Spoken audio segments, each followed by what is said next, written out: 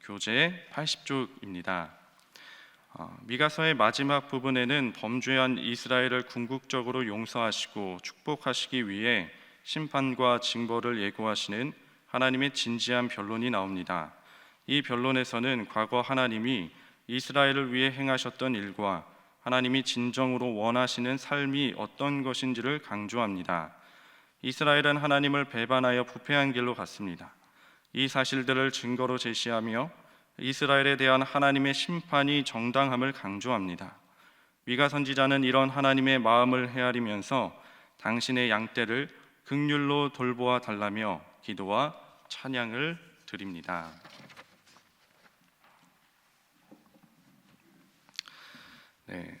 오늘 미가서 6장 1절 말씀을 보면 하나님께서 이스라엘 백성들과 변론하신다라고 말씀합니다. 변론하다라는 말은 법적 용어입니다. 그래서 마치 미가 6장의 시작은 하나님의 재판정에서 벌어지는 것 같습니다. 그 재판정에서 하나님은 이스라엘 백성들에게 옳고 그름을 한번 따져보자라고 말씀하신 것이지요. 3절 말씀 한번 보겠습니다. 이르시기를 내 백성아 내가 무엇을 내게 행하였으며 무슨 일로 너를 괴롭게 하였느냐 너는 내게 증언하라. 그런데 하나님은 이스라엘 백성들을 괴롭게 하신 적이 없다고 말씀합니다. 이스라엘이 하나님을 괴롭게 했지 하나님은 이스라엘 백성들을 괴롭게 하신 적이 없습니다. 오히려 하나님은 이스라엘 백성들에게 은혜를 베푸셨습니다. 4절에서 5절까지가 그 은혜를 베푼 내용인데 먼저 4절 말씀을 우리 함께 읽어보겠습니다. 시작. 내가 너를 애굽 땅에서 인도해내어 종노릇하는 집에서 속량하였고 모세와 아론과 미리암을 내 앞에 보냈느니라. 하나님은 애굽 땅에서 종살이 하던 이스라엘을 속량하셨습니다. 호세아서에 보면 고멜이 팔려가는데 호세아가 값을 주고 되찾아오지요. 이것이 속량입니다. 즉 하나님께서 값을 치르셔서 이스라엘 백성들이 노예에서 자유민이 되게 하신 은혜를 베푸셨다라는 것입니다. 그리고 뒤이어 모세와 아론과 미리암을 하나님께서 보냈다고 말씀하시는데 이것은 갈 길 모르는 이스라엘 백성들에게 인도자들을 보내주었다. 그래서 그들을 통해서 하나님께서 선하게 이스라엘 백성들을 인도하셨다라는 것입니다. 이건 역시 은혜를 베푸셨다라는 것이지요. 또 5절 말씀을 보면 우리 5절 말씀 함께 읽어보겠습니다. 시작. 내 백성아 너는 모압 왕 발락이 꾀한 것과 보레 아들 발람이 그에게 대답한 것을 기억하며 시딤에서부터 길갈까지의 일을 기억하라. 그리하면 나 여호와가 공의롭게 행한 일을 알리라 하실 것이니라. 먼저 모압 왕 발락과 거짓 선지자 발람에 대해 말합니다. 모압 왕 발락이 무엇을 꾀했냐면 민수기 22장 이후의 내용부터 나오는데 그 내용을 간단히 말해서 모압 왕 발락은 발람을 통해 이스라엘 백성들을 저주할 것을 요구하죠. 그러나 하나님은 그것을 막아주시고 오히려 발람의 입술을 통해 이스라엘을 축복하셨습니다. 하나님께서 이스라엘 백성들과 함께 하시고 전적으로 돌봐주시고 지켜주셨다라는 말씀입니다. 또한 하나님께서는 이어서 시딤과 길갈까지의 일을 기억하라라고 말씀하시는데 시딤은 요단강 동편, 즉 약속의 땅에 들어가기 전 모압 땅입니다. 그러면 길갈은 어디냐? 요단강을 건너서 처음 들어간 약속의 땅 초입입니다. 즉 시딤과 길갈이 있는데 그 사이에 요단강이 있었습니다. 하나님은 요단강을 갈라서 약속의 땅으로 이스라엘 백성들을 인도하셨죠. 그리고 여호수아 5장에 보면 이스라엘 백성들이 요단강을 건너서 길갈에서 무엇을 했냐면 할례를 행했습니다. 할례의 의미가 무엇이냐? 창세기 17장 9절에서 11절 말씀에 보면 아브라함이 할례를 받는 장면이 나오는데 제가 읽어드리겠습니다. 하나님이 또 아브라함에게 이르시되 그런즉 너는 내 언약을 지키고 내 후손도 대대로 지키라. 너희 중 남자는 다 할례를 받으라. 이것이 나와 너희와 너희 후손 사이에 지킬 내 언약이니라. 너희는 포피를 베어라. 이것이 나와 너희 사이의 언약의 표징이니라 라고 말씀하셨습니다. 당시 할례는 이스라엘 백성들이 하나님의 언약 백성임을 입증하는 표였습니다. 여러분, 이스라엘 백성들이 출애굽하여 얼마나 많은 원망과 불평을 쏟아냈습니까? 그래서 그 죄로 광야 1세대 이스라엘 백성들은 가나안 땅에 들어가지 못했습니다. 그럼에도 하나님은 이스라엘을 버리지 않으시고 2세대 이스라엘 백성들에게 할례를 행하게 했습니다. 다시 언약 백성으로 확인시켜 주시는 그 은혜를 베풀어 주신 것이지요. 이뿐만 아니라 하나님은 이스라엘 백성들에게 수많은 은혜를 베풀어 주셨습니다.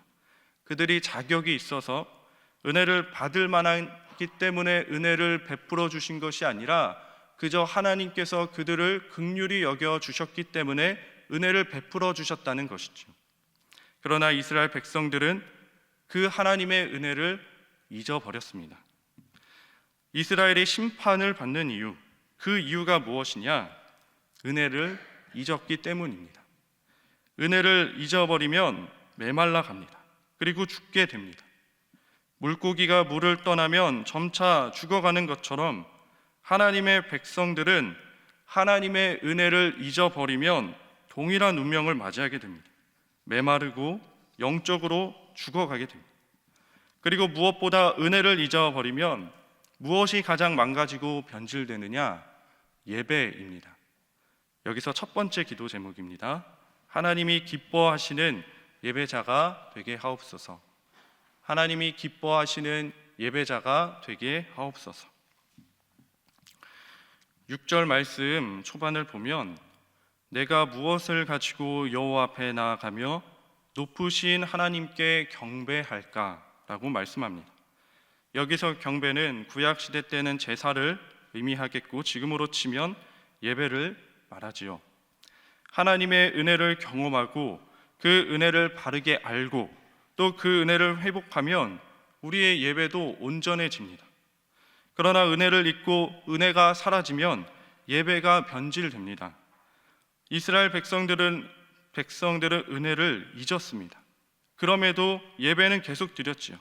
예배를 안 드린 것이 아닙니다. 계속해서 예배를 드렸습니다. 하나님께 제사를 드렸습니다. 감사의 제사를 드리고 속죄의 제사를 드리고 제사를 계속해서 드렸습니다.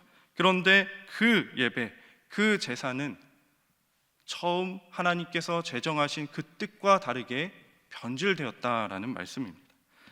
그 예배가 어떻게 변질되었나? 당시 이스라엘 백성들의 삶은 불의함투성이었습니다. 그들은 일상에서의 믿음을 잃어버리고 영적으로 혼탁한 상태에서 오직 종교심만 가지고 하나님께 나아갔습니다. 6절, 7절을 보면 미가 선지자는 이렇게 이스라엘 백성들의 입장에서 질문을 합니다. 내가 무엇을 가지고 여호와 앞에 나아가며 높으신 하나님께 경배할까? 내가 번제물로 일련된 송아지를 가지고 그 앞에 나아갈까? 내가 천천의 순양이나 만만의 강물 같은 기름을 기뻐하실까? 내 몸의 열매 곧 내 맏아들을 내 제물로 바치면 기뻐하실까? 하나님께 나아가 드리고자 하는 제물이 점차 화려해집니다. 그런데 하나님께서 이러한 화려한 제물에 감동하실까요?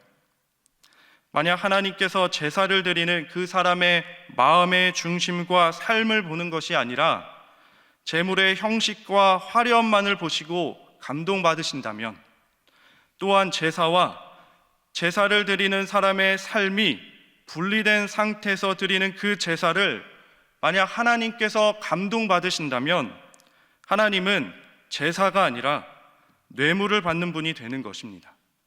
그러나 하나님은 공의로우시며 정의로운 분이시고 거룩한 분이시기에 뇌물을 결코 받지 않으시는 분이십니다.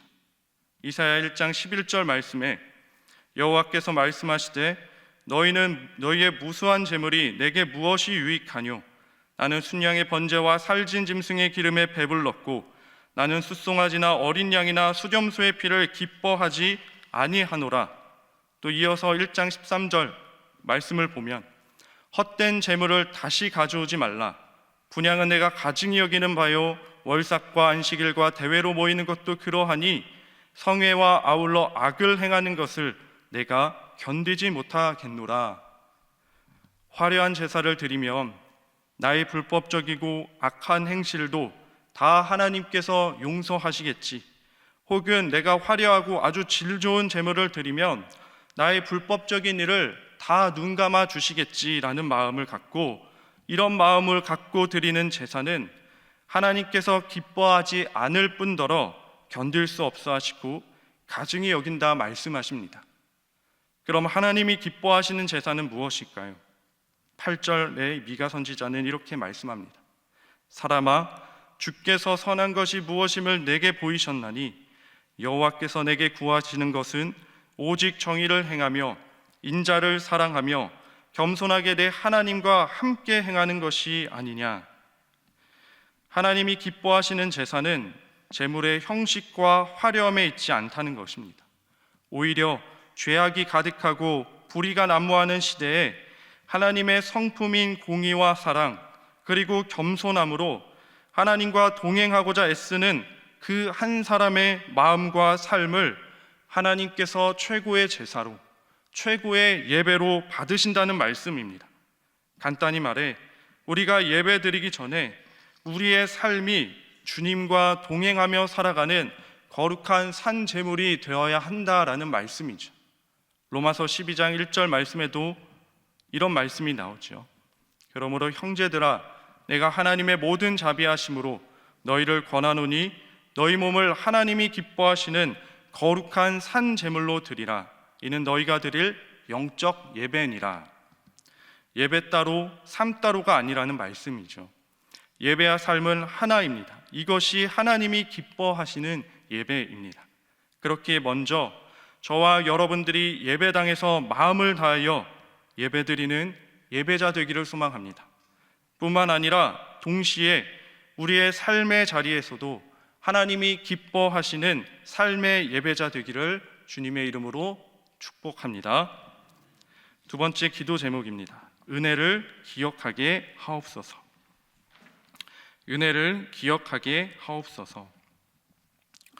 앞서 말씀드렸지만 예배를 회복하고 우리가 하나님이 기뻐하시는 예배자가 되기 위해서 하나님께서 우리에게 베풀어 주신 은혜를 기억해야 합니다.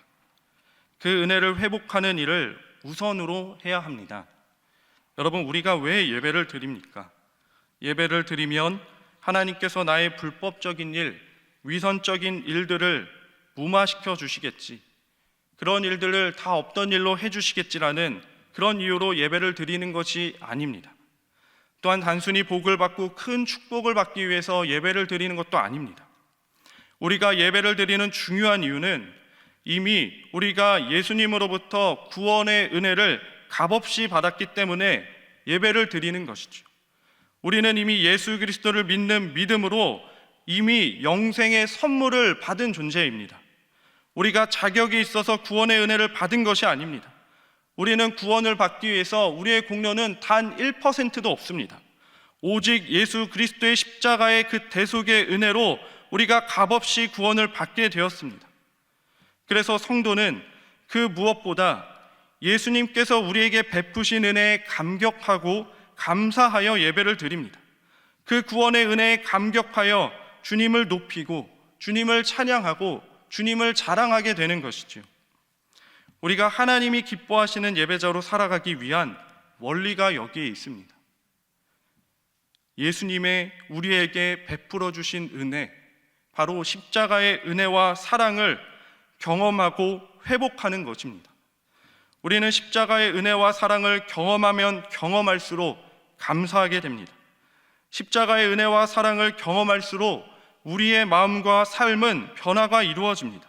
삶의 중심이 예수님께로 바뀌어 간다. 말씀입니다.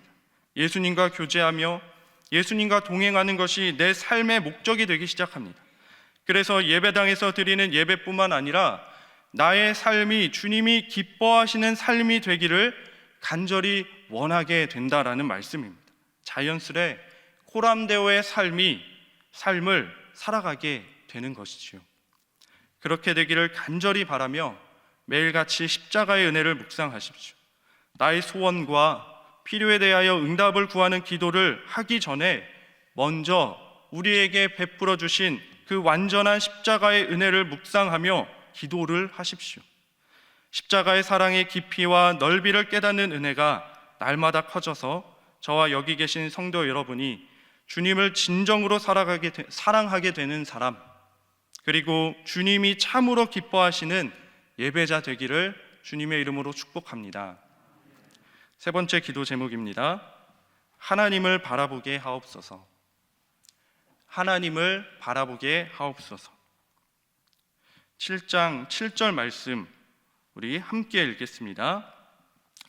오직 나는 여호와를 우러러보며 나를 구원하시는 하나님을 바라보나니 나의 하나님이 나에게 귀를 기울이시로다.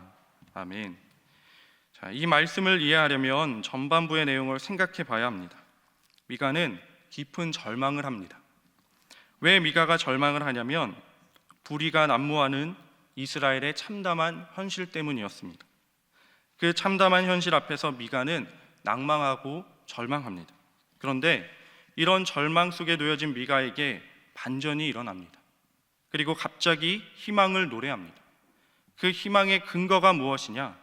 방금 읽은 7절 말씀에 오직 나는 여호와를 우러러보며 나를 구원하시는 하나님을 바라보나니 라고 말씀합니다. 미가는 하나님을 바라보게 되었다라고 말씀합니다. 눈앞의 현실을 보면 절망입니다. 그런데 그때 눈을 들어 하나님을 바라보는 것입니다. 눈을 들어 하나님을 바라보는 것을 다른 말로 표현하면 믿음의 눈이 열렸다라는 것이지요. 눈앞에 보이는 참담한 현실, 그런데 그 현실 위에서 여전히 일하고 계시는 하나님을 미가는 바라보게 됐던 것이지요. 마치 에스겔서에서 에스겔이 처음에는 이스라엘이 완전히 끝났다고 생각했지만 후에 불전차 보좌에서 여전히 쉬지 않고 통치하고 계시는 하나님을 바라보는 그 믿음의 눈이 생겼듯이 이러한 믿음의 눈이 미가에게도 열리게 된 것입니다. 그렇게 미가는 절망 가운데에서도 희망을 노래할 수 있었습니다. 이것을 우리에게 적용해 보면 우리도 절망을 경험할 때가 있습니다. 미가가 느낀 절망까지는 아닐지라도 큰 절망을 경험하는 성도들이 있습니다. 나의 모든 인간적인 노력이 끝나는 그런 순간을 경험할 때가 있고 나의 한계를 절절히 경험할 때가 있습니다. 그런데 그 순간이 하나님을 향한 믿음이 시작되는 순간인 줄 믿습니다. 그때 우리는 하나님을 찾게 되지요. 인생에서 만나는 절망은 하나님을 바라보는 신앙의 출발점이 되기도 합니다. 8절 말씀을 보게 되면 믿음의 사람도 넘어지고 깊은 절망에 빠질 때가 있다고 말씀하십니다. 늘 꽃길만 가는 것이 아니라 고난과 역경을 만나게 된다라는 것이지요. 그런데 믿는 사람과 믿지 않는 사람의 차이가 어디 있는가? 믿는 사람은 엎드러지고 절망 가운데 빠져도 하나님의 능력으로 다시 일어선다는 말씀입니다. 8절 말씀을 제가 읽어드리겠습니다. 나의 대적이요 나로 말미암아 기뻐하지 말지어다. 나는 엎드러질지라도 일어날 것이요 어두운 데에 앉을지라도 여호와께서 나의 빛이 되실 것이미로다. 나는 엎드러질지라도 일어날 것이요 어두운 데에 앉을지라도 여호와께서 나의 빛이 되실 것이미로다. 여러분, 이 비슷한 말씀이 시편 37편 말씀에도 있습니다.